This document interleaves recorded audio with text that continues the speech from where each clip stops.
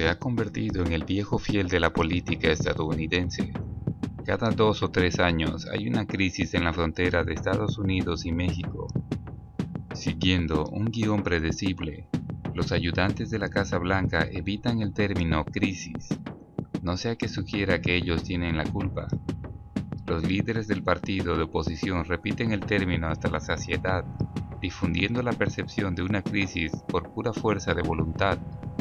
La cobertura de los medios presenta los mismos clichés cansados: caravanas, sensacionalistas, y rol de cercas fronterizas y reporteros de televisión vestidos con rompevientos que hacen hit en vivo desde el Río Grande o alguna vista polvorienta y llena de barro.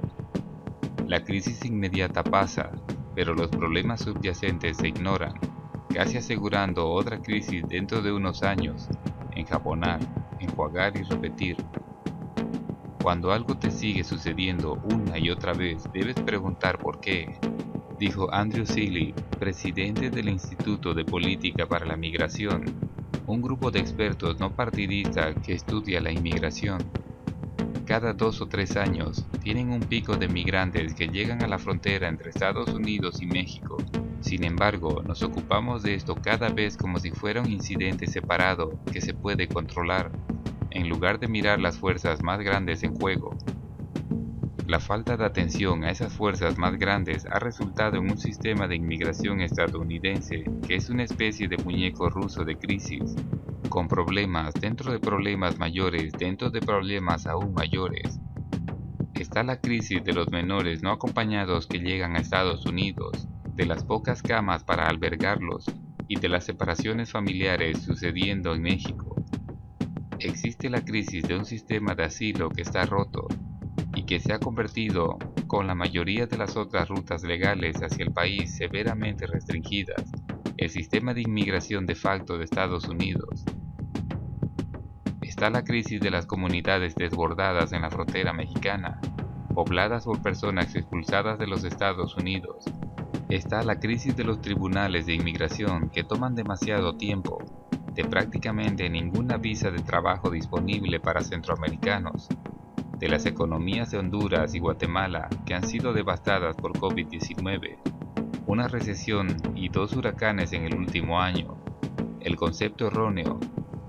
Todo esto puede resolverse mediante una mejor aplicación en la frontera de un sistema político en los Estados Unidos que parece incapaz de estar a la altura de la enormidad del desafío, sin importar quién esté sentado en la silla presidencial. En este momento, la cantidad de inmigrantes no autorizados que cruzan la frontera es menor que a principios de la década del 2000. Es más bajo que en 2019, como seguramente señaló el presidente Joe Biden en su conferencia de prensa el jueves. Suponiendo que quisiéramos resolver todo esto, ¿por dónde empezaríamos? ¿En qué se equivocan la mayoría de los estadounidenses sobre el proceso de inmigración de su país? ¿Cuánto de nuestro pico de inmigración actual se debe a la forma en que la presidencia de Biden ha cambiado las percepciones de los posibles inmigrantes? ¿Y por qué la política de separación familiar de la era Trump terminó teniendo el efecto contrario a la intuición de atraer migrantes? Es muy posible que llamarlo crisis nos distrae del panorama general, pero eso no significa que no haya elementos de esto que sean una crisis. Hay una crisis a largo plazo que no hemos abordado. Dentro de eso hay una crisis política en este momento y un par de crisis específicas para los menores no acompañados y las comunidades fronterizas mexicanas. Ahora bien, si no se trata de manera inteligente, todo esto podría ser comienzo de una crisis real que el gobierno de los Estados Unidos no tiene la capacidad de enfrentar de manera eficiente o justa. Lo que hay no es una crisis de los migrantes, al menos no todavía. No hay una crisis de gran cantidad de migrantes no autorizados que se quedan en los Estados Unidos. Como vimos en 2019, 2016 y 2014, ha habido periodos en los que el gobierno acogió a personas y las liberó en los Estados Unidos en grandes cantidades. Eso no está sucediendo en este momento debido a la orden de salud pública de la era de la pandemia, que permite a los Estados Unidos expulsar a las personas más rápidamente. Pero no hay forma de que pueda hacer cumplir su salida de una crisis migratoria recurrente. Ya deberíamos haber aprendido esto. cada vez que reforzamos la aplicación de ley o hacemos algo un poco más draconiano, funciona por un tiempo y luego, tarde o temprano, la gente encuentra la manera de evitarlo. La aplicación de la ley funciona si empujas a las personas hacia canales legales de inmigración reales. Pero si no hay canales legales, la gente seguirá encontrando la manera de evitar la aplicación de la ley. Cuando algo te sigue sucediendo una y otra vez, debes preguntar por qué. Como ya mencionamos, cada 2 o 3 años tenemos un pico de migrantes que llegan a la frontera de Estados Unidos. Debemos aprender a separar entre las crisis inmediatas y las crisis a largo plazo. Las crisis inmediatas necesitan un enfoque diferente. Primero, como crisis inmediata tenemos a los menores no acompañados. El gobierno federal tomó la decisión de dejarlos entrar sin tener aún la capacidad de poder albergarlos a todos. En el plazo inmediato, solo tienen que averiguar el espacio de la cama, es literalmente eso. Ellos pueden darse cuenta de eso. Lo único que tienen aún, no de manera que satisfagan las necesidades de una población vulnerable. Esto es algo que se puede resolver. También hay una cuestión de política realmente importante, con una actuación a largo plazo, una política abierta de aceptar a cualquier menor y ponerlo en el proceso a largo plazo en los Estados Unidos. Probablemente fomente flujos aún mayores de menores no acompañados en un futuro cercano. El gobierno federal debe asegurarse de que puedan continuar expulsando a las familias y adultos recién llegados a México. Aunque la administración Biden no quiere, igual deben hacerlo para ganar tiempo. Hay muchas cosas que les gustaría hacer sobre la política de inmigración que no tienen nada que ver con la frontera. Pero mientras exista la preocupación de que no pueden controlar la frontera, no tendrán el espacio político para hacer nada más. Necesitan ser duros en la frontera ahora mismo y devolver a los adultos y familias a México de una manera eficiente. Necesitamos vías legales para los trabajadores y un sistema de asilo que funcione, porque sabemos que algunas personas huyen legítimamente de la violencia. Esas dos cosas por sí solas marcarían una enorme diferencia. Nuestro sistema de asilo se ha convertido en el centro de todo. O puedes llegar a la frontera, convencer a la gente de que estás siendo perseguido y quedarte en los Estados Unidos, o nada.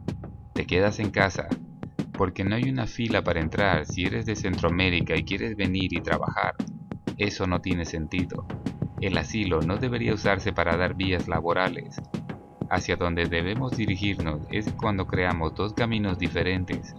Uno, para las personas que claramente están motivadas por la necesidad de dejar un país de origen por razones de seguridad, y otro, para las personas que aspiran a mejorar sus vidas al ganar más dinero. La forma en que se arregla el sistema de asilo es quitándolo de las manos de los tribunales de inmigración y poniéndolo en manos de los oficiales de asilo en la frontera. Los tribunales de inmigración son en realidad bastante desiguales porque son nombramientos políticos, por lo que sus decisiones tienden a estar por todas partes dependiendo del juez que obtenga. Los oficiales de asilo pueden tomar decisiones rápidamente, tienden a ser bastante consistentes, son eficientes y usted podría controlarlos con una mayor facilidad. Necesitamos una vía legal para las personas que quieran venir a trabajar. Para los mexicanos que quieren trabajar en los Estados Unidos hay una línea real a la que ingresar. No tenemos eso para los centroamericanos. Una de las razones por las que la migración mexicana a los Estados Unidos se redujo tanto después de 2007 es que hay alrededor de 260,000 personas cada año que vienen de México a trabajar legalmente a los Estados Unidos y regresan a casa. En 2019 el número comparable para los centroamericanos fue de 8,000. El año pasado fueron alrededor de 5,500. Realmente no hay cola en la que puedan entrar un centroamericano. Para la gente que viene de todos modos, así que démosle la oportunidad de venir legalmente, al menos algunos de ellos. Es lo que hicimos con México, y eso ha mantenido bajos los números de inmigración no autorizados de México, porque están obteniendo lo que necesitan, una oportunidad de ganar dinero. No podemos pretender que el esfuerzo por cambiar las cuestiones estructurales vayan a cambiar los flujos migratorios en los próximos 2 o 3 años. Eso es improbable. Nunca deberíamos medir el progreso de estos en términos de flujos migratorios. Esa es la métrica incorrecta. Podemos trabajar mucho con socios en países para intentar cambiar esas circunstancias, pero esa es una propuesta de 10 o 20 años. Así que eso nos deja en un conjunto diferente de opciones mientras tanto. Pero no siempre es muy simple. ¿El pico actual es resultado de esta naturaleza cíclica o es porque la pandemia se está calmando, o la economía se está abriendo, o la administración de Biden cambió las reglas?